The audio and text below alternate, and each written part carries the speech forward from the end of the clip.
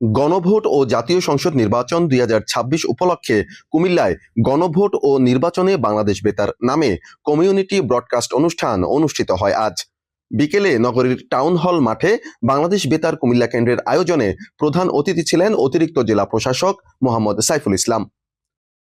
বাংলাদেশ বেতারের অতিরিক্ত মহাপরিচালক শাহনাজ বেগমের সভাপতিত্বে বিশেষ অতিথি ছিলেন আদর্শ সদর উপজেলা নির্বাচন কর্মকর্তা মিনহাজুল ইসলাম এবং সম্মানিত অতিথি হিসেবে উপস্থিত ছিলেন বাংলাদেশ বেতারের উপমহাপরিচালক সাইদ মোস্তফা কামাল।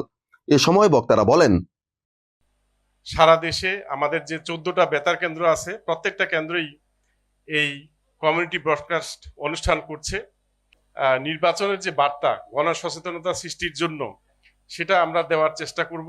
আমরা সবাই অবগত রয়েছি যে আগামী 12ই ফেব্রুয়ারি 2026 তারিখে জাতীয় সংসদ নির্বাচন এবং গণভোট একই সাথে অনুষ্ঠিত হতে যাচ্ছে। এই নির্বাচনটি আমাদের জন্য একটি বিশেষ জাতীয় এবং রাষ্ট্রীয় জীবনে একটা বিশেষ ইভেন্ট।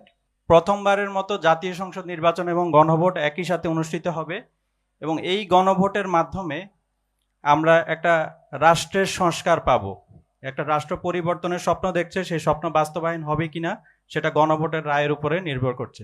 2টি ব্যালট দেয়া হবে, সেটাও একটা ব্যালট গণভোটের জন্য, যে আমরা অদূর ভবিষ্যতে বাংলাদেশকে কিভাবে দেখতে চাই, বাংলাদেশটা আমরা কোন দিকে নিয়ে যেতে চাই, কিভাবে আমরা সাজাতে চাই।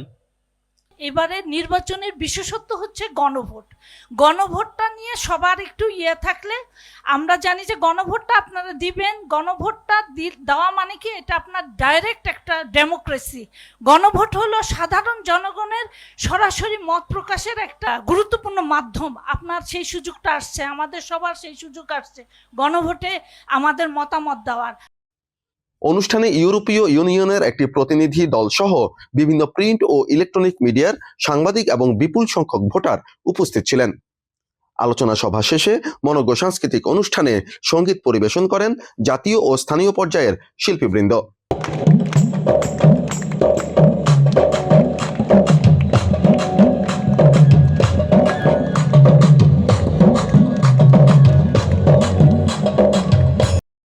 জুলাই গণ অভ্যুত্থানের চেতনাকে ধারণ করে সাধারণ ভোটারদের সংসদ নির্বাচন ও গণভোট 2026-এ ভোটদানে উদ্বুদ্ধকরণ ও জনসচেতনতা সৃষ্টির লক্ষ্যে এই অনুষ্ঠানের আয়োজন করা হয়।